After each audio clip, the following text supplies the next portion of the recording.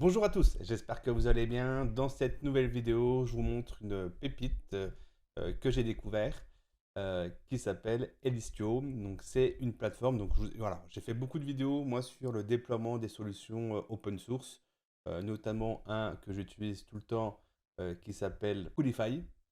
Et c'est Coolify, c'est open source, etc. Ça permet d'installer sur ton serveur.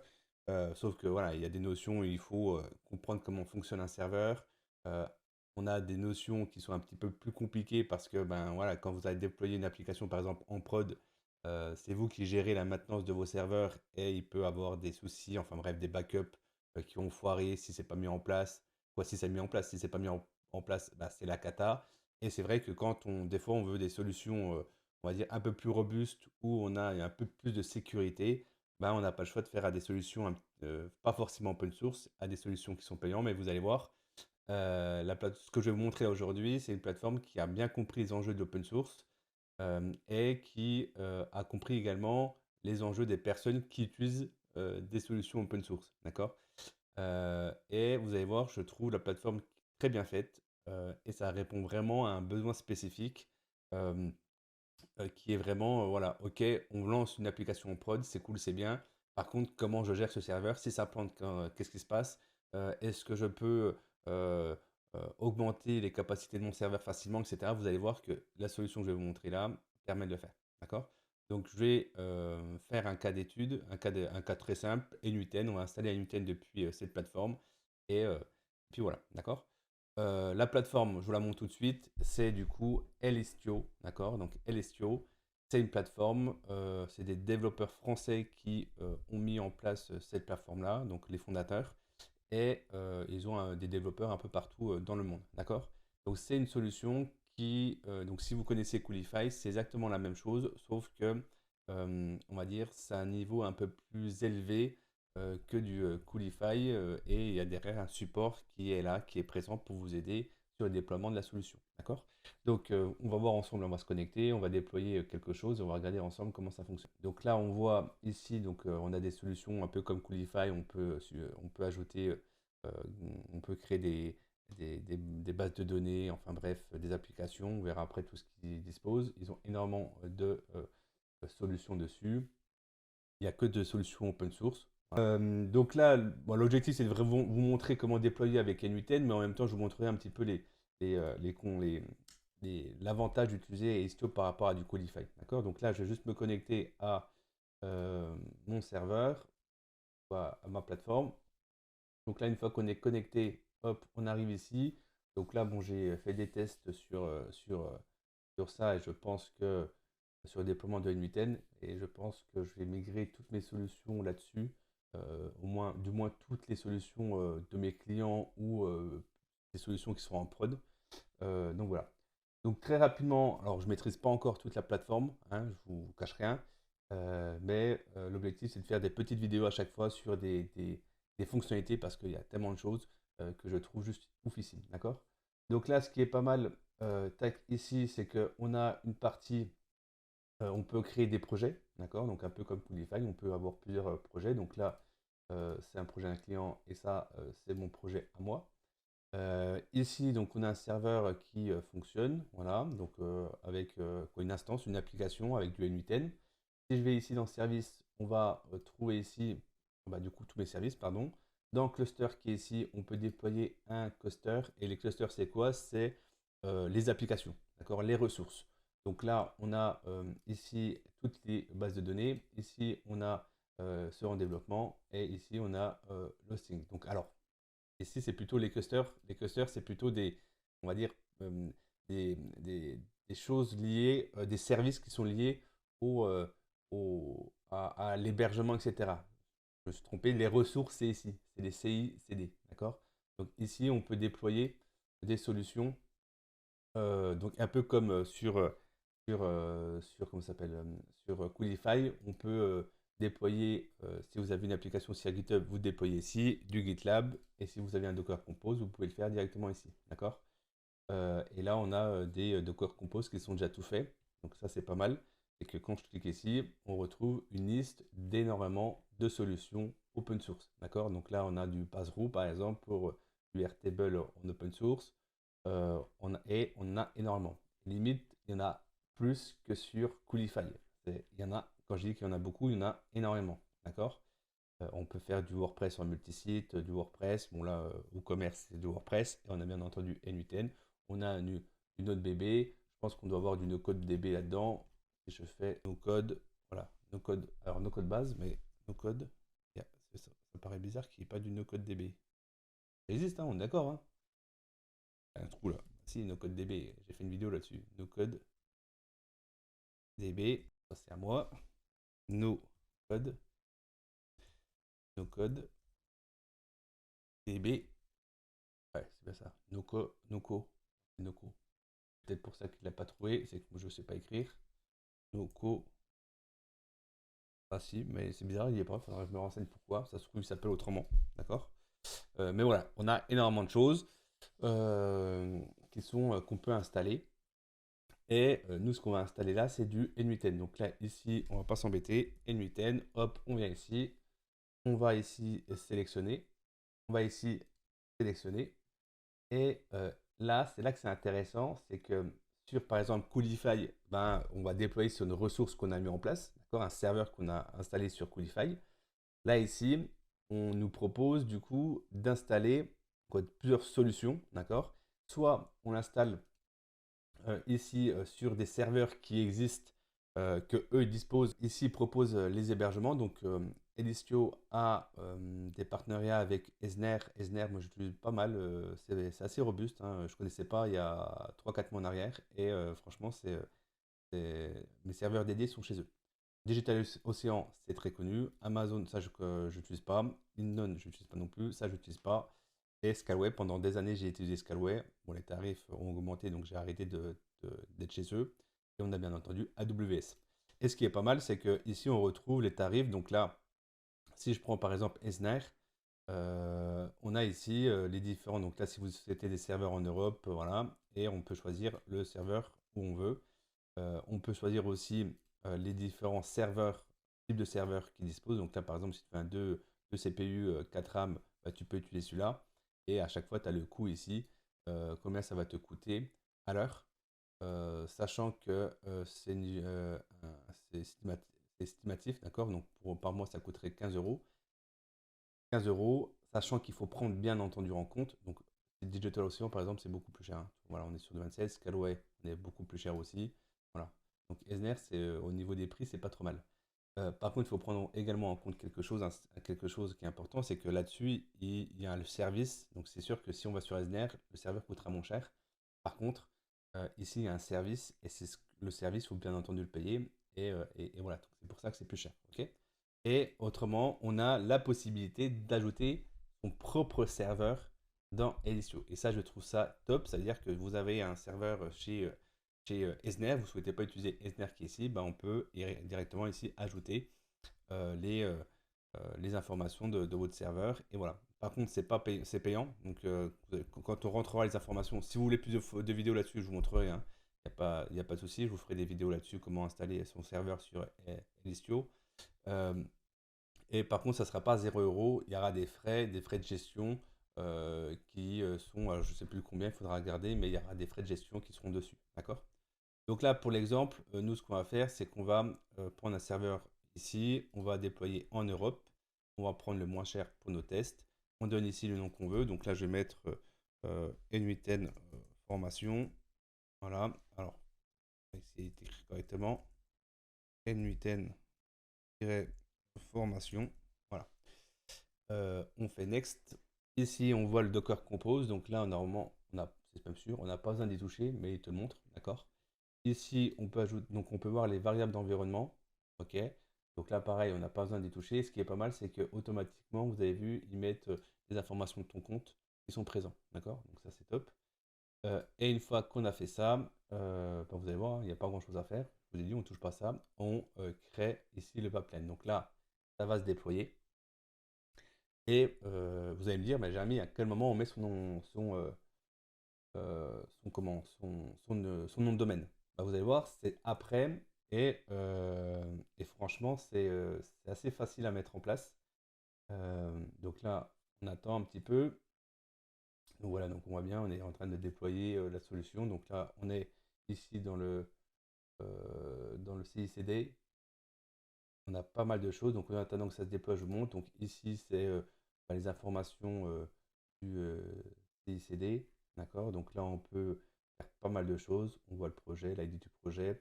On voit les mises à jour. Alors ça, c'est pas mal. Les mises à jour N8N se font automatiquement. Donc on peut décocher ça. D'accord? Donc là, pour le moment, c'est le service est en train de se préparer, donc on ne peut pas. Mais par défaut, les mises à jour N8N se font tout seul tous les dimanches. Donc voilà, c'est paramétré comme ça. Tous les dimanches, ça se met à jour. Et donc vous n'avez même plus besoin d'aller lancer les commandes, etc. Donc ça, je trouve ça top. Automatiquement, tous les dimanches, ça se met à jour. Tu reçois un petit email en disant que ça a été mis à jour, etc. D'accord. Donc tu peux décocher ça, mais je trouve ça top. Voilà. Ici, donc là, on a les différentes informations qu'on a sur le serveur. Donc là, il est en train de démarrer. Je n'ai pas encore accès à ça. On a ici le système de backup, j'en parlerai après. On a ici les métriques, donc là c'est le CPU, les mémoires, etc. du serveur. Là on a la partie monitoring, on verra après. On a les logs ici, l'audit. L'audit, je crois, c'est tous les logs, tout ce qui s'est passé sur le serveur. Tac, on a les alertes, on peut ajouter des alertes et on peut mettre des notes ici pour se souvenir, par exemple, voilà, serveur pour un client, tel client, enfin bref, voilà ce qu'on a mis en place dessus, etc. etc. Voilà, c'est un petit peu on peut l'utiliser comme champ de jog, par exemple. Voilà. Donc là, on attend, donc ça se déploie. Alors, l'élément aussi qui est pas mal, c'est qu'on peut ici voir les logs du déploiement. Donc là, on voit que ça s'installe hein, tranquillement. On voit tout ça. On peut ouvrir aussi le terminal. Alors, je ne sais pas si on peut ouvrir le terminal. Donc, on peut jouer dessus avec ligne de commande si on veut, si on maîtrise. Si on ne maîtrise pas, on ne touche pas. Voilà. Et on attend que ça se déploie. Donc là, je mets juste sur. Voilà, c'est fini. Pas besoin de mettre sur pause. Donc là, on voit que tout est fini. Donc, running. Donc là, le serveur a fonctionné. Donc là, normalement, hop, quand je clique dessus, ben, on arrive dessus. On rentre sur N8N. Parce que ouais, il y a plusieurs choses qui sont importantes. Alors il faut que je me souvienne comment voilà. Donc là ici on a le service qui est ici, d'accord. Quand on tac tac tac, quand on quand on vient dessus, on arrive ici sur le serveur, d'accord. Et dans le serveur, on a quoi? On a N8N. Donc quand on clique dessus, on a le service qui est là, d'accord. Et on a des choses différentes. Donc là, on a la possibilité, quand on regarde ici les backups, on peut faire des backups manuels, on peut automatiser les backups, d'accord? Donc ça, alors le truc que j'ai pas dit aussi, c'est qu'il y a plusieurs, euh, voilà, on a plusieurs niveaux de support. Par défaut, ça inclut dans le service, on a ce support-là, ça veut dire qu'on a 7 jours de backup, d'accord? Et on a accès au support, mais on va dire la base. Après, si vous voulez un support plus important, vous pouvez passer à celui-là, d'accord? Et on passe à la possibilité de créer des snapshots. Là, on peut pas, là, on peut. euh, Avec 14 jours de backup. Et ici, on a encore plus, d'accord? Donc, par défaut, on a quand même des backups qui se font. Par contre, faire des snapshots, c'est pas possible, d'accord? Donc là, pour le moment, on n'a pas, mais on peut faire, par exemple, un backup ici et on va backuper le N8N. Tac, donc là, on voit que le backup il a été fait, c'est parfait, on ferme et on voit le backup qui est ici. Donc on va pouvoir restaurer, download, mais on ne pourra pas faire un snapshot du serveur. D'accord? Ça c'est important. Du moins sur l'offre, sur ce service-là. Ok? Donc là, comme je vous ai dit, monitoring, on n'avait pas accès tout à l'heure. On voit ici s'il y a eu comment ça s'appelle? Des problèmes de santé, quoi. Le serveur s'est éteint pendant un petit moment, a été down pendant un petit moment, donc on a les informations ici. Là, c'est les logs, on n'avait pas accès tout à l'heure, mais là, on retrouve maintenant les logs de N8N. Donc là, on voit que il fait des choses. Je crois que c'est le backup, c'est le backup que je suis en train de faire, je pense. Ouais, je pense que c'est le backup que je suis en train de faire. Tac. Ici, le partie audit, partie sécurité, etc. Et si je retourne dans le pipeline qui est là, si je clique ici sur le service qui est là, qui est déployé et qui fonctionne, là, j'ai d'autres éléments. Donc là, ici, je rentre vraiment dans le service N8N, d'accord? Et je vais pouvoir, ici, vous allez voir, c'est là que je vais pouvoir montrer, modifier. Donc là, ici, dans Tool, on voit, on a à peu près la même chose. Là, le backup, c'est des backups. On peut automatiser la création de backup sur un socket S3, d'accord? Donc là, on peut accepter par exemple, et automatiquement les backups vont être envoyés où on veut, d'accord? Donc là, c'est pas le serveur, hein, c'est vraiment le service qui est sur le serveur. Ici, on peut rebuilder et déployer l'application. Ici, on a l'historique de tout ce qui s'est passé. Et c'est ici qu'on va pouvoir modifier les noms de domaine. Donc là, si je fais management domaine, ici, vous ajoutez votre nom de domaine. Vous mettez ici l'adresse IP sur votre zone DNS. Donc là, si je fais ça, tac, si je prends par exemple OVH, un nom de domaine, d'accord? Donc là, si je prends par exemple sur son nom de domaine là, j'ajoute, je sais pas, euh, Elistio euh, formation. On ajoute ici formation N8N. On ajoute l'adresse IP qu'on nous a fournie. Là, je vais juste récupérer ça. Suivant, on valide et qu'on retourne sur ici. Donc là, il suffit juste d'ajouter ça .combiz.net ici, entrée. Donc j'ai juste ajouté là. Voilà, donc là si je regarde là-dedans, hein, on a bien ici l'adresse IP. Donc là, l'adresse IP va s'ajouter. Ok, donc il faut juste attendre le flashage du nom de domaine. Et on va pouvoir ensuite se connecter avec ce nom de domaine-là et on aura accès à N8N. D'accord, donc là, on n'a pas forcément besoin de faire grand-chose. Ici, on peut relancer la Stark, l'arrêter. On peut cloner alors ils appellent ça le pipeline. Donc on peut cloner cette pipeline là, d'accord? Donc c'est ce qu'on appelle des ressources sur Coolify, ou déplacer ce pipeline là dans un autre CICD. Ici, c'est ce que je vous disais tout à l'heure, c'est qu'on peut manager les autorestart. Alors non, c'est pas celui-là. Ça, ouais, ça c'est pour automatiquement relancer le serveur si c'est éteint. D'accord? C'est pas le système de backup, de, de déploiement. Alors, je vais voir où c'est que c'est exactement. Euh, voilà. Faut que je me souvienne où c'est exactement. Est-ce que c'est là-dedans? Ou est-ce que c'est. Ouais, je sais plus si c'est là-dedans ou si c'est ailleurs. Alors, tac, tac, tac. Setting, auto restart. Pas celui-là, donc je pense que ça doit être dans le CD. Ça doit être là-dedans. Ici, build des déploiements. Ah, tool. Là-dedans, est-ce que c'est là-dedans? Ah, je ne sais plus où c'est le système de mise à jour. Si, je pense que c'est ça, mais euh, non, c'est pas ça. Ah, ça, j'essaierai de le retrouver si ça vous intéresse, de voir, parce que je sais qu'ils le font, parce que moi, ça le fait tous les dimanches. Mais je sais plus où exactement, donc il faudra que je trouve et je vous dirai ça. D'accord? Hop. Mais ça le fait, voilà. C'est sûr et certain, ça le fait parce que je le fais. Tac, tac, tac, tac. Non, c'est pas là. Euh, c'est pas là non plus. Ouais, écoutez. Écoutez, écoutez. Voilà. Donc là, ici, alors N8N, ça fonctionne pas comme ça, mais aussi, si je fais show, au moment des informations qui sont ici, sauf que les informations qui sont ici, N8N, pour les personnes qui savent, si je me. Bah, je vais y aller d'ailleurs. Et je vais aller ici sur N8N. Donc là, j'ai accès à mon N8N. Il faut créer un compte avant de pouvoir. Donc en gros, depuis le déploiement de N8N, il n'y a pas de compte qui se crée. Donc là, ce qu'on a ici, le mot de passe, là, ce qu'on a ici, c'est faux. D'accord? Donc si vous mettez ça, vous ne pourrez pas parce qu'il faut mettre vos différentes informations. Donc là, ici, je vais entrer juste mon adresse mail. Voilà. Jérémy. Campos. Et un mot de passe, je vais mettre un truc très basique. De toute façon, je vais supprimer le serveur après. Bon, point. Une majuscule. Ils veulent une majuscule, donc on va mettre une majuscule, voilà. Next.